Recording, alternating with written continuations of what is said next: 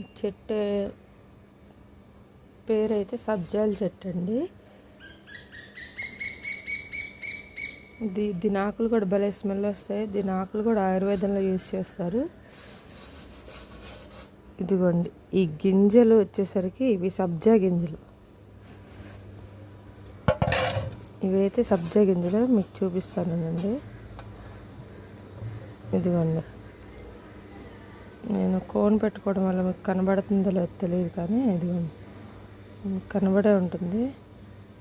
ఇదిగోండి సబ్జా గింజలు, ఇవన్నీ సబ్జా గింజలే. ఇదిగోండి సబ్జా గింజలు ఇవన్నీ చూడండి, ఇలా నలుపుతుంటేనే సబ్జా గింజలు వస్తున్నాయి, చూసారా?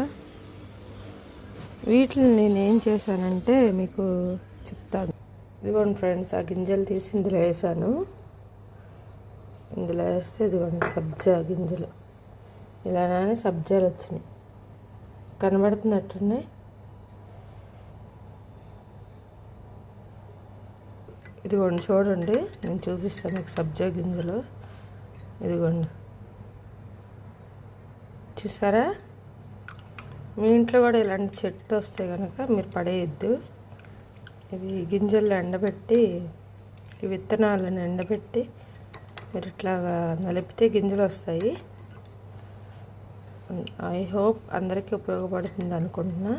Thank you, bye bye.